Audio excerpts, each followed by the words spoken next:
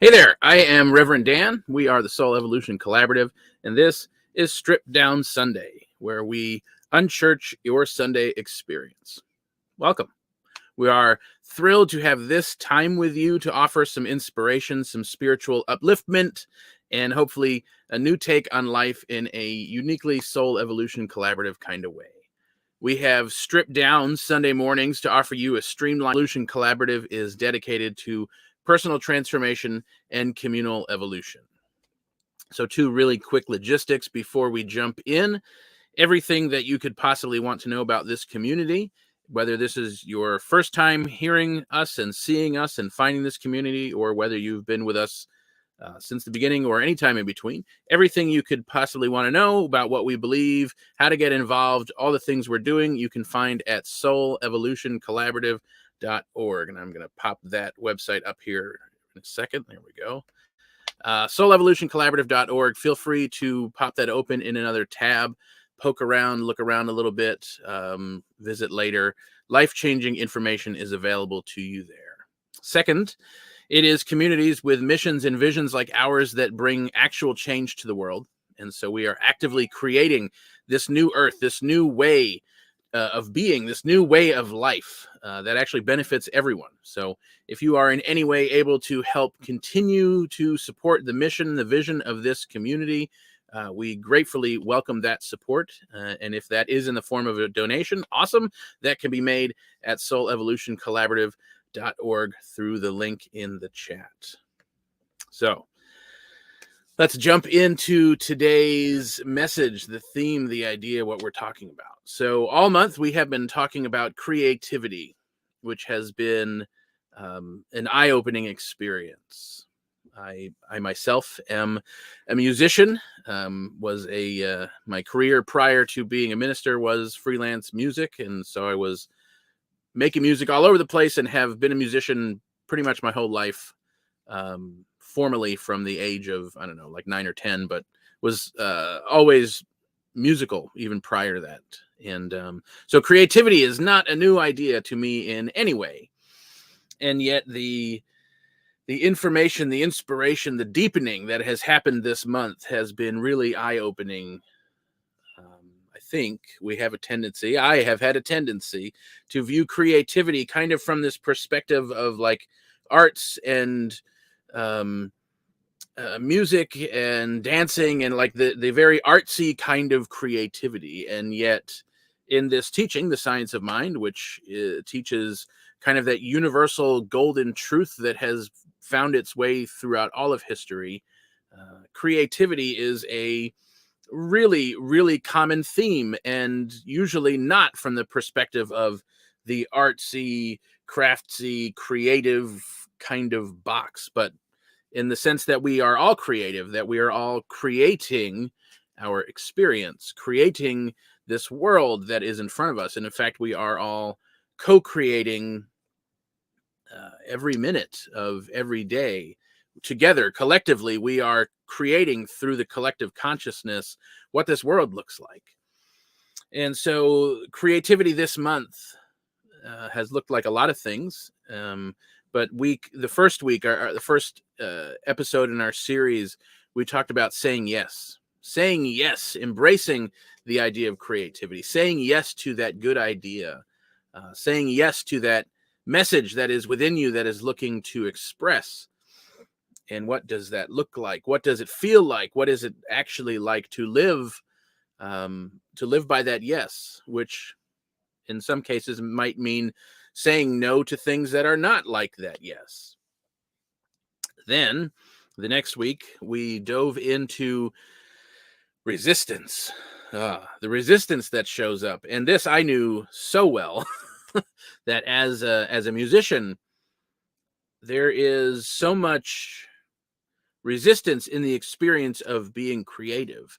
And this series this month has kind of given me this new perspective into how beneficial that resistance can be. And so that looks like a lot of things. It can look totally different for everyone. But one of the ways that shows up is in embracing the idea of creating music.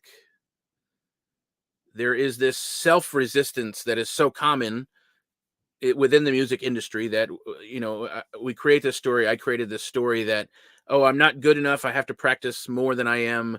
Um, I'm never going to be wherever, and even when I was wherever, even when I did make it to that level, it didn't feel like I had made it to that level. There was always something, I should be better than this. And so there's this resistance to actually embracing the full thing. And it turns out this is a really common thing, because this week we are talking about breaking the glass ceiling. And what I realized is, so the glass ceiling is something that's really common in like corporate America, breaking the glass ceiling, or even in society, breaking old norms. The first person to do this thing that had never been done before, the first woman to do something a woman had never done before, the first African American, the glass ceiling, that thing that had been imposed. Society said this isn't possible, and someone said, yeah, it is, and did it. And so they broke that mold, they broke that glass ceiling. In the corporate culture, this kind of looks like team development strategies, and how do we, break through our quarterly sales records, or I don't know, whatever. I mean, could look like a whole lot of different things. But what came to me this week, and this came up in our Thursday night event, The Gathering, where it's kind of have this small group thing and everybody gets together and shares, and we were talking about this glass ceiling idea. And what was fascinating was I was finding that each one of us was talking about this same model, which I'll have a graph for in a second. But we were talking about this model of the patterns that create the glass ceiling, and then how we break it. We were all talking about this from our own personal sense of livelihood and creativity. And I went, oh my God, that's amazing. Like the same thing that shows up in the corporate world and in societal norms and things actually plays out in our own spiritual development. And it put this whole other twist on it than I had ever seen before. And so I just want to show you this graphic real quick, that the phases of team development, this model has been around since like the 60s or so, and decades, right? Has been around for decades. And I've heard it a million times, this idea of forming and storming and norming. And then ideally, if we break the glass ceiling, which in this graph is that orange dotted line, we then move into performing. And so essentially how this works is in the perspective of team development, we form a new team. We are forming. And so there's a lot of excitement around this team, and this team comes together and starts throwing out ideas, and we have all this great activity going on. And then we hit what is the glass ceiling, or we start approaching the glass ceiling. And the glass ceiling in this case is whatever the norm was, whatever the comfort zone was of teams in this business prior. We have never done more than, we have never been more successful than. And so as we start to approach that line of previous success, all of these ideas of less than start showing up, and the team is met with how are we actually going to do this? We've never been able to do this before. How are we going to create more than we've created before? How are we going to do something different? How are we going to, all of these questionings, we've been questioning, and the team enters the storming phase. And essentially what's happening is we are reaching the outer limits of our comfort zone, and we're getting too far away from what is comfortable. It becomes too exciting that we compensate by finding all of these reasons why we're probably not actually going to do that thing. And we actually kind of pull the rug out from under ourselves. It's almost a form of self-sabotage. And our storming brings us back down to our comfort zone, but actually past that comfort zone again, down into this, what feels like a negative place. And so we kind of overshoot our comfort zone all the way down through the storming phase into this not fun place to be in. We're actually equally as far past our comfort zone And so we get so far, we actually begin to course correct again, and this is called norming, where we're like, no, this is a good idea. Let's do this. And so we start moving up back towards the comfort zone again, and we do the same thing. We get so excited, we blow right on past the comfort zone, and we're approaching this previous level of success again, the glass ceiling. And we are actually at this pivotal point, which is that where that blue arrow is pointing. And this is the point of, do we repeat this same pattern over and over? This is a really good idea. Yeah, but how are we going to? And we storm and drop back down and say, no, this is a good idea. And we come back up. And so it's this constant roller coaster of the ups and downs, where we are limited by our own perception of this glass ceiling. And so this crucial point here, where we choose to break the cycle, is how we actually break through the glass ceiling. And so when we break the glass ceiling, we move from norming into performing. And this is where we have intentionally decided to do it differently, to not listen to those questions that say this maybe is not a great idea. We are intentionally moving through that. Okay. So that's the model, and it was built for team, corporate team success building. And this is what happened. Well, the model wasn't built. I mean, the model was, the chart was mapped after what teams do, right? This is the pattern that teams put themselves through, and so this is what it looks like in a graphic. And what I found listening to everyone talking the other night in our Thursday night gathering was, wow, we do this same exact thing as individuals, and we are actually following the creative process. I mean, this is the creative process in action. This is spiritual principle, universal principles. This is how they play out in our lives. This is what we do with them. This is how we limit ourselves based on our own glass ceiling. And more often than not, the glass ceiling is something we have imposed on ourselves. Sometimes it's something we've been born into. Other times it is cultural, societal limitations that say, you fitting into this box, or you, the people we have put into this box, have this glass ceiling set for yourselves, and society has either agreed or is starting to disagree with that, or whatever it looks like. But there is this perceived glass ceiling.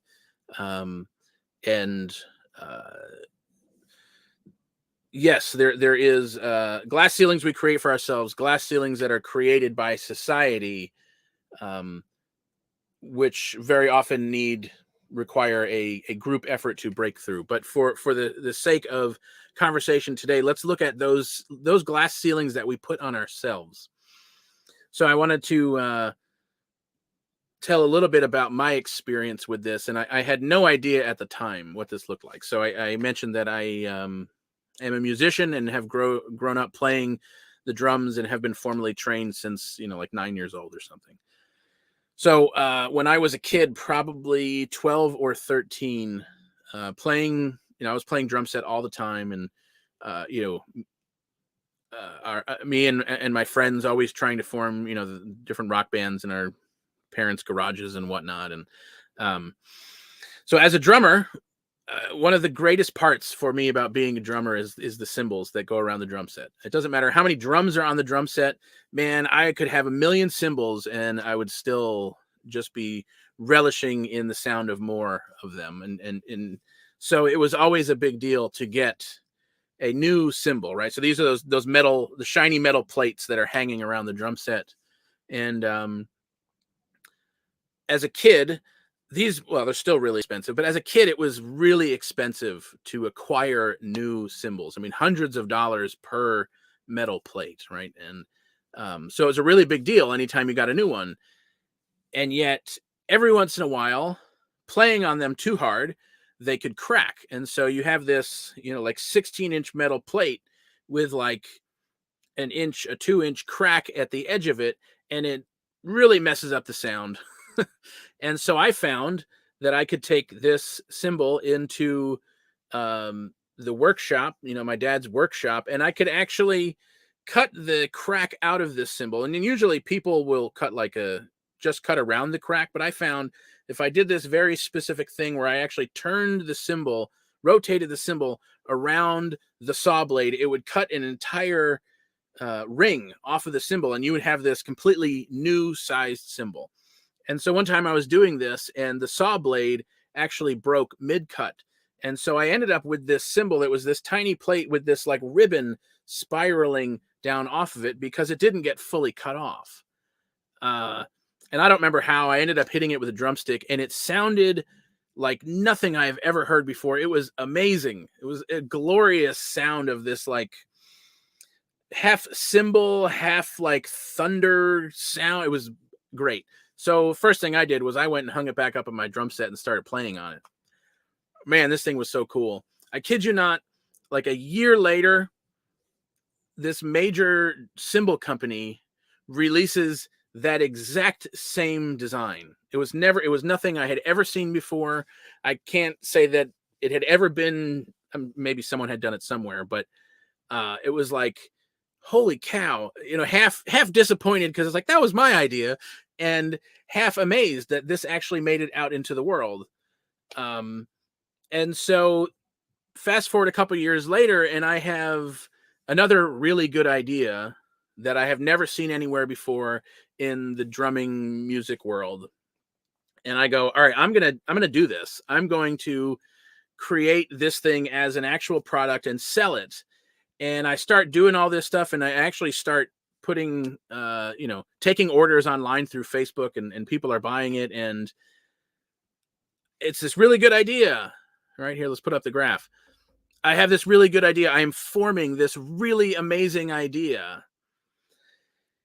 And then I get just far enough out of my comfort zone. People are actually buying this. And I'm going, holy cow, I've never done this before. This is so much more than I've ever done or been before. And I start coming up with all these reasons why, wow, I would have to actually form a business, like to do this for real. I'm in high school at this point, maybe. And to do this for real, I'm actually going to have to start a business. And that sounds really scary. And so I actually, I didn't know this then, in my storming phase, I actually talked myself out of creating any sort of anything formal. I was like, I can't take more orders because then I'll have to file taxes and all the paperwork and filing and whatever else that go along with this. That's too much. And I don't have any interest in doing that. And this is fun. And so I was creating all of these reasons, telling myself this whole story, why I shouldn't and probably couldn't even do the thing I was looking to do. So that's right. Forming this new idea, storming, telling myself all these reasons why that's not going to happen. And let me tell you, this same thing happened like 2 or 3 other times through high school and college, where it was like, oh no, this new idea, this is the thing. It was, whether it was a new idea or something that some other company was making for a really crazy expensive price, and I found a way to make it for like, a really affordable price and sell it to my friends. Same exact thing. I would get going. I'm norming. No, this is actually a really good idea. Let's do this. And then get to that place, get to that red dot where, no, this is scary. There's business involved. I don't want to have to take the time to keep the books and the record keeping and all of the thing, right? Telling myself the whole story about why I shouldn't or can't actually do the thing. And so that red dot, that is the place of decision. And I had decided this pattern, we're going to revisit this same pattern and move back into storming again. Storming and norming. It happened probably 3 or 4 times.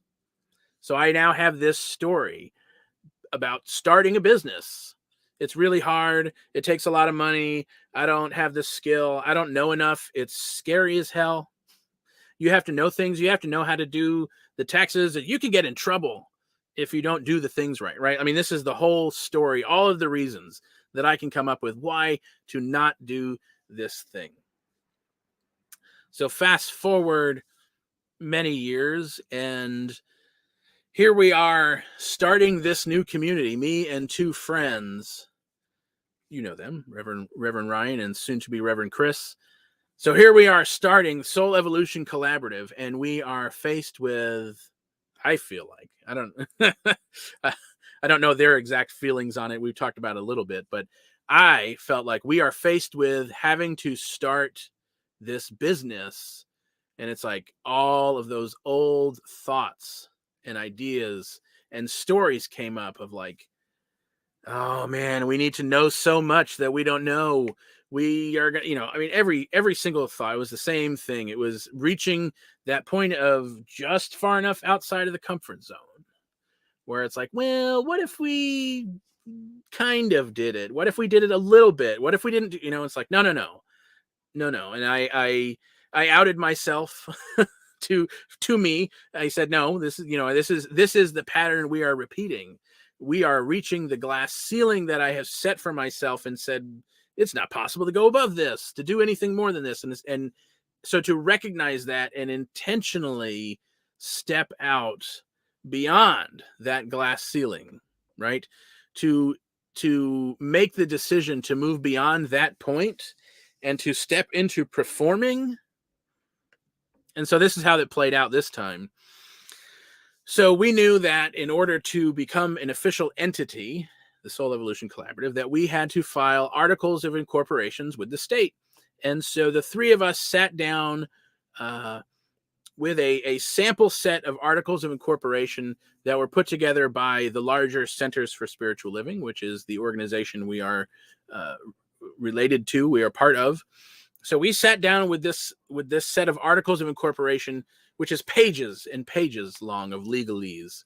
And we went line by line, and knowing we've started a new type of community, we knew that there were going to be pieces of this that would need to change, language that would need to change, things that need to be added, things that need to be taken out. And so we went line by line through this massive document to create our article. And it was a lot of time and a lot of patience and a lot of creative writing to figure out how to put this model of community into onto paper, into these articles of incorporation. And so after many hours and several sessions of us meeting to do this, we go to the website online where you file with the state your articles of incorporation, right? You file with the state we're creating this new nonprofit, and it has a form online, and we're filling out parts of the form, and depending on, which radial buttons you click on, it brings you to a new part of the form, and maybe 5 minutes. And I'm thinking, okay, it's asking who we are, it's creating an account, whatever. And then it's going to bring us to the place where we have to, file and submit the articles and go through the process of them reading over and approving or disapproving and sending back, whatever this arduous process we have created in our minds, this thing I have told myself. It took 5 minutes to fill out this form. And instead of being greeted by that process, we were greeted with a confirmation page that basically said, congratulations, we're reviewing your articles. Here they are. And we'll get back to you as soon as possible, whether this is approved or not. And literally the 5 minutes that it took us to fill out that form was the 5 minutes that it took for this form, this automated process, to create what would be our actual articles of incorporation, to form this new community.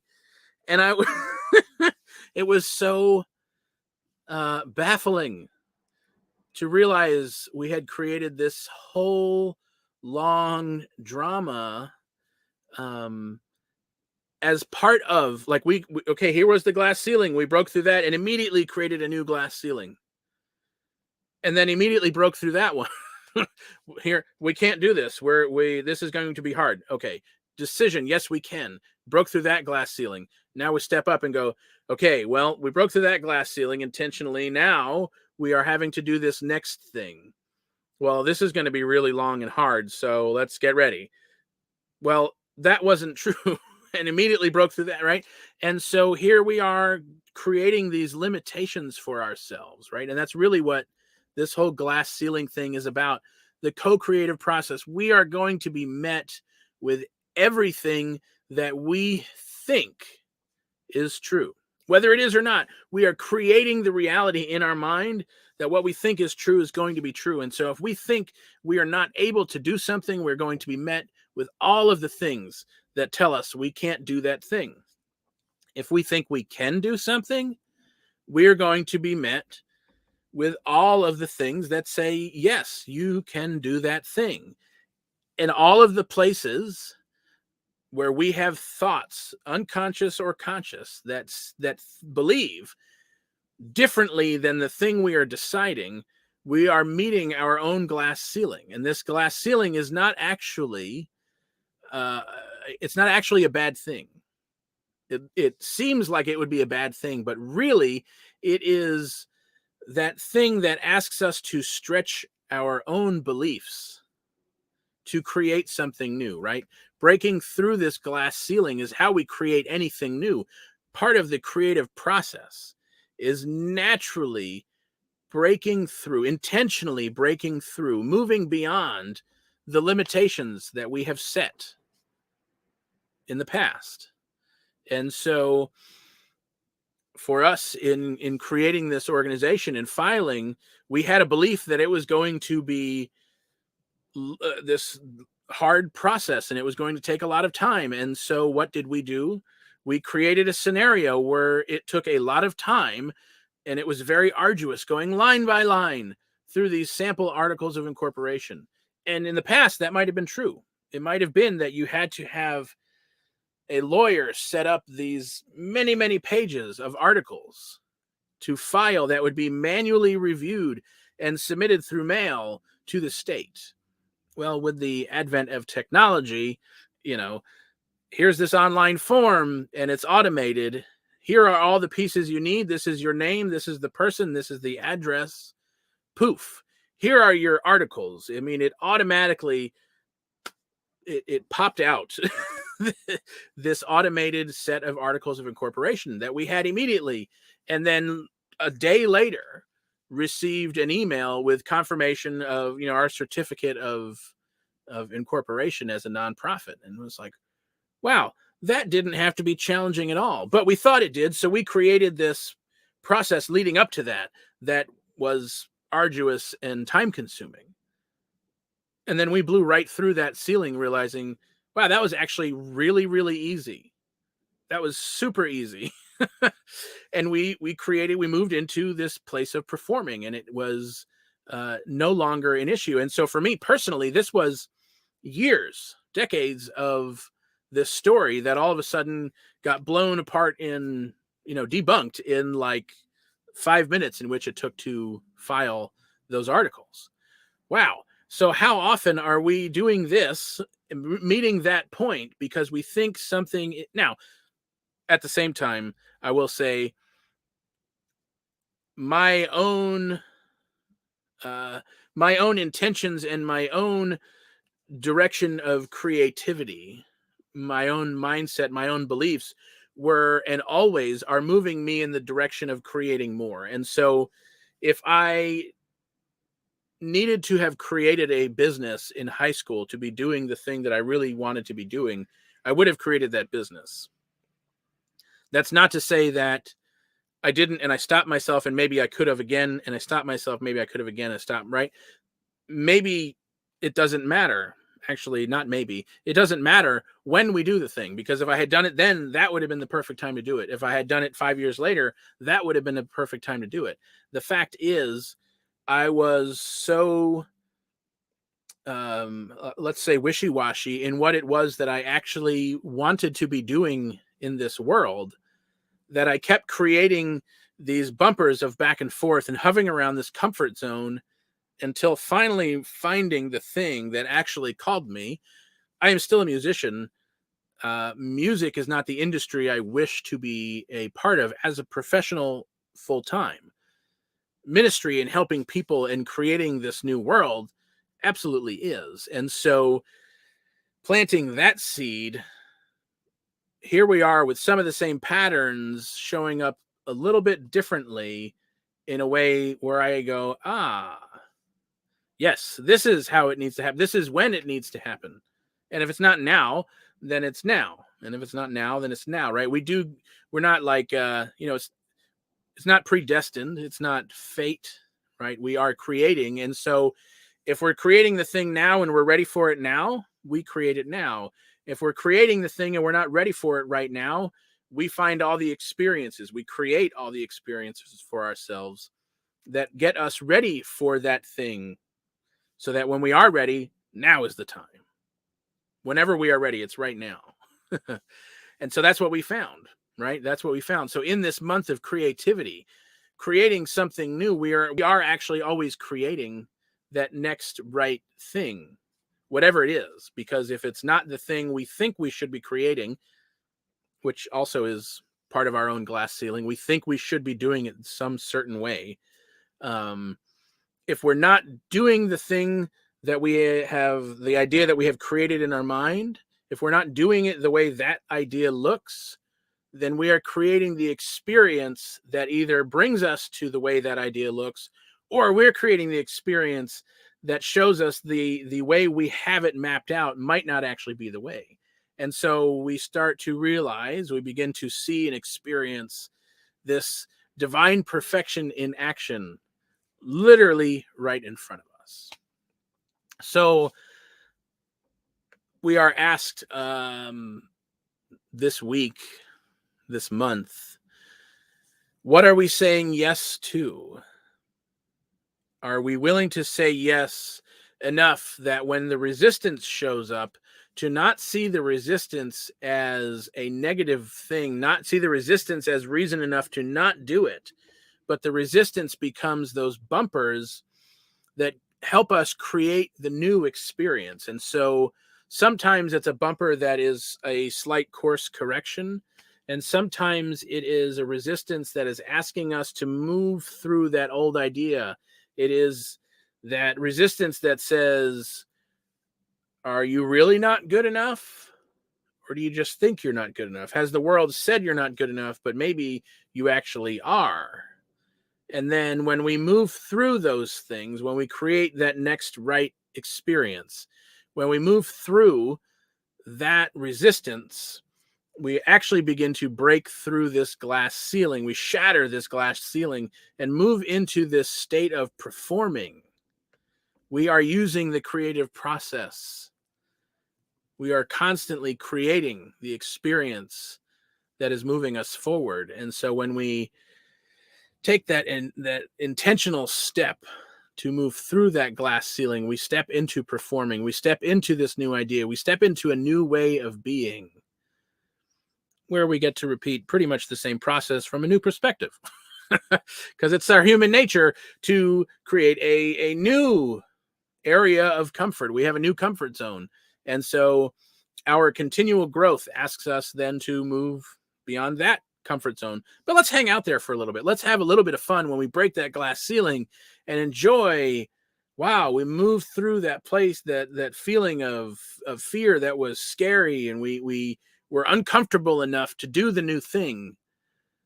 Maybe now we can sit down and enjoy the view for a little bit, right? Let's move into enjoying the process instead of, that thing that I've done many times in my life, trying to get to, I will be happy when, or I'll enjoy when, that milestone, if and when kind of thinking. But we get to enjoy this process, enjoy the journey. Yes, we have broken through the glass ceiling. Let us enjoy being here momentarily, just kind of observing, taking in the view of this new way of being. So where is your glass ceiling? What are you saying yes to?